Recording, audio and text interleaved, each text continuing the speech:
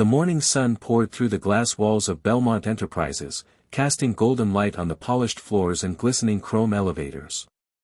Inside the boardroom on the 37th floor, laughter echoed as a group of young executives chuckled around the conference table, sipping on espresso and pitching outlandish ideas.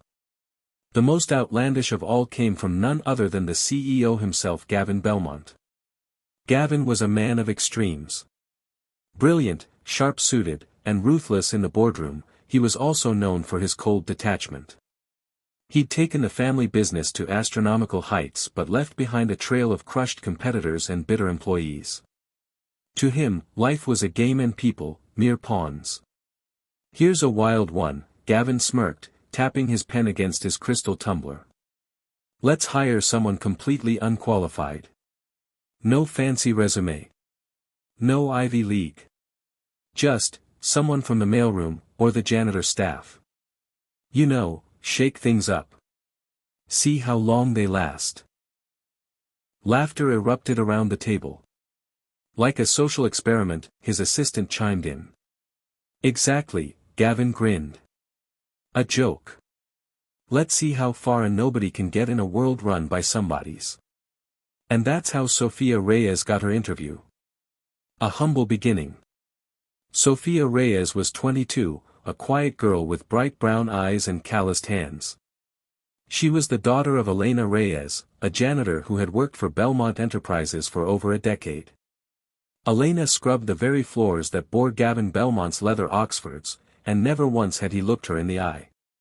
When Sofia received the email inviting her to an internship interview, she thought it was a mistake. Maybe someone sent it to the wrong address, she whispered to her mother, holding the phone like it might bite. But her mother only smiled. "Maybe someone finally saw the light in you." Truth was, Sofia had light. Plenty of it. But it had been dimmed over the years by life's weight. Her father had died young. Her mother worked nights. Sofia had put herself through community college, tutoring children in math and helping her mom mop floors on weekends. So when she walked into the pristine 37th floor in her thrift store blazer and scuffed shoes, clutching a notebook too tight, she didn't know she was part of a cruel joke. She just wanted to prove she belonged. The unexpected spark. Gavin watched from his office window as Sofia entered the conference room for the group interview. She looked out of place, nervous, underdressed, clearly overwhelmed. "Perfect," he whispered. But then something odd happened.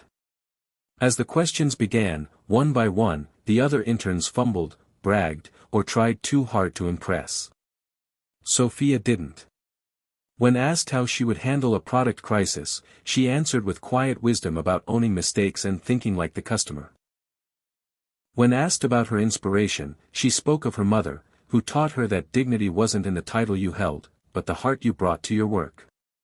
The room shifted. Even Gavin leaned forward. She was supposed to be a joke. A nobody. But there was something magnetic about her honesty. Still, he approved her hire, not because he was moved. Not yet.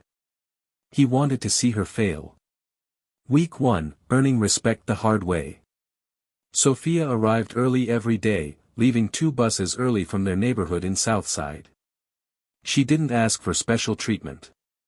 She took notes diligently, asked thoughtful questions, and stayed late to help other interns with their projects. The other interns noticed, and not all were kind. Whispers followed her in the hallways: the janitor's daughter, the charity case, the CEO's experiment. One afternoon, a snide remark about her second-hand bag made her eyes well up. She escaped to the restroom to cry, but stopped herself. Her mother's words echoed in her mind. "Mija, never let anyone tell you where you don't belong. Let your work answer them."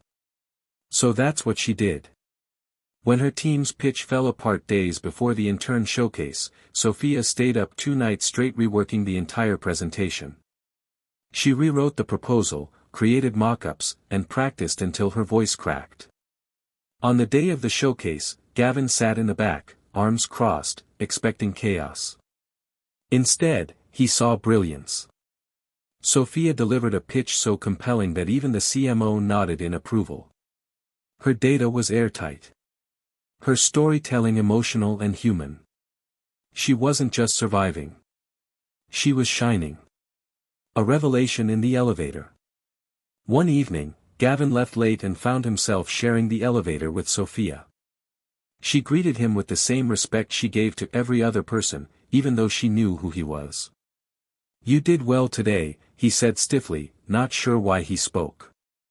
"Thank you, sir," she said, then paused. "I know I wasn't meant to be here." He stiffened. "I overheard," she said softly. "That I was chosen, not for merit. But to prove a point." Silence filled the space.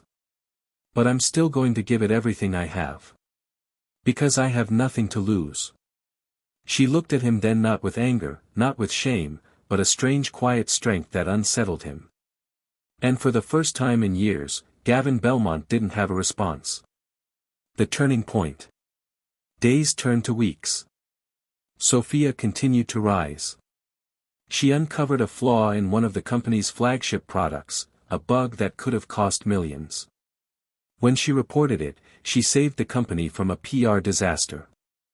She was offered a permanent role. Not an internship. A salaried position. Gavin didn't interfere. But he watched. He watched as Sophia brought out the best in her team.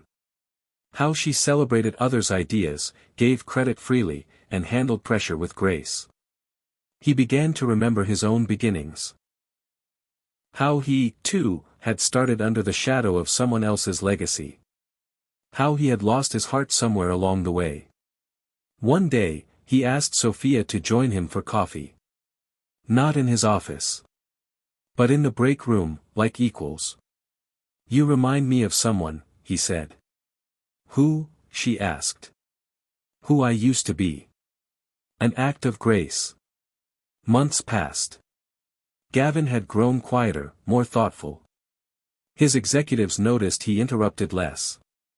He started attending staff birthdays. He even approved raises for janitorial staff, something that hadn't happened in years. One afternoon, he stopped by the basement custodial room. Elena Reyes was there, changing her shoes. He stood awkwardly in his expensive suit.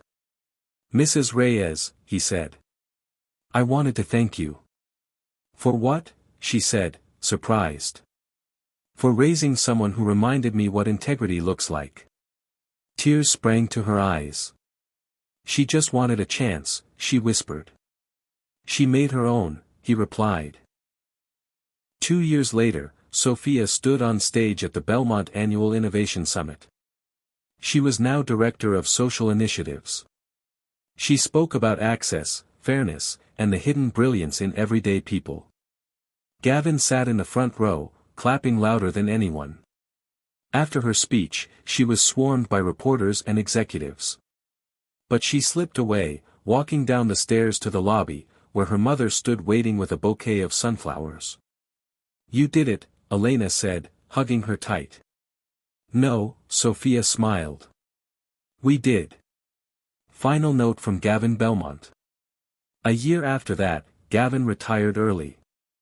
In his farewell letter, he wrote, "Sometimes the greatest disruption doesn't come from a boardroom or a billion-dollar deal. It comes from a quiet girl with a second-hand notebook who reminds you that kindness is still a superpower."